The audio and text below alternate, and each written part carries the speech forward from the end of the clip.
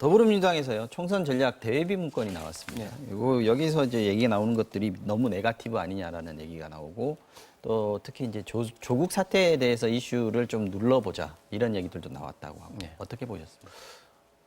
야당 입장에서는 정말 답답합니다. 사실 코로나 사태가 벌어지면서 선거운동 방법도 없고 실제로 예전에는 굉장히 시끄러워야 할 그 시점인데 거리 다 조용해요. 그리고 후보 입장에서도 뭐 할 수 있는 일이 없어요.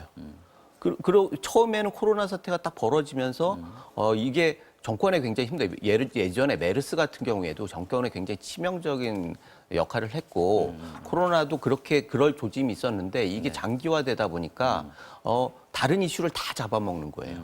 그리고 지금 정부에 있어서는 이걸 가지고 자화자찬식으로 계속 이렇게 긍정적인 방향으로 돌리려고 굉장히 그래서 FDA, 미국 FDA 뭐 이렇게 문제도 나오고. 그러니까 민주당에서는 코로나19 대응을 우리 선거에서 좀 호재로 삼자 이런 그렇죠. 거였지 않습니까? 그 얘기 하시는 거예요. 그래서 이럴 게 아니라 코로나 사태 같은 경우는요 정치적으로 이용해서는 안 됩니다. 이거는 야당에서도 코로나 문제에 대해서는 초당적으로 협력해가지고 이번에 예산 부분들이나 뭐 대책 부분들이나 당락을 떠나서 다 협조하겠다라고 얘기를 하고 있지 않습니까? 그런데 정부 여당에서는 뭐 거기에 대해서 별로 이렇게 반응 안 하면서 실질적으로 협조가 안 되고 있는데 이런 상황에서 정부 여당이 코로나를 지금 속내가 나왔어요. 코로나 사태를 극대화해서 조국으로 가는 걸 막겠다 이런 얘기인데 사태를 극대화한다는 표현은 아닌 것 같고요. 아니 그래서 그 이슈를 극대화하겠다는 거죠. 그래서 지금 위성 정당들에서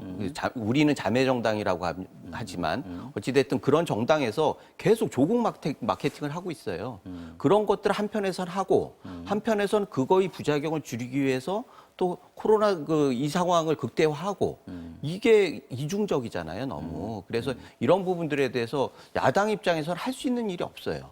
그러니까 얼마나 답답하겠습니까? 그런데 저희 입장에서는 어찌됐든 국민은 현명하시니까 이런 상황에서 무엇을 어떤 기준으로 선택해야 할지 안다라고 하는 전제에서 열심히 하고 있습니다. 미래통합당에도 대비 전략 문건이 있지 않을까 싶은 생각도 드는데 우리는 그런 거 없습니다. 우선 그게 없으면 안 되죠. 예. 없으면 안 됩니까? 없으면 안 되죠. 그게 전략 문건이 없다는 건 당이 있을 수 없는데. 이게 공개된 게 문제다라고 보시는 그렇죠. 겁니까? 그런 거고. 그런데 공개된 내용이 저는 이 정도 내용은요.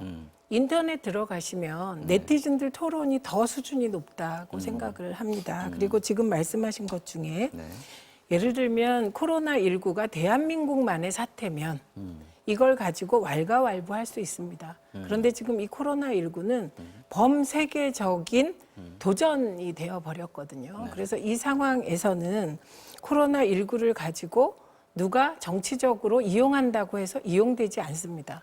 그리고 대한민국 정부가 결과야 나중에 평가되는 거고 투명하게, 공정하게, 그리고 정말 열심히 코로나19를 이겨내기 위해서 애쓰고 있다. 이 부분은 전 세계가 인정하고 있는 것이지 대한민국 정부가 자화자찬한다고 됩니까 그게?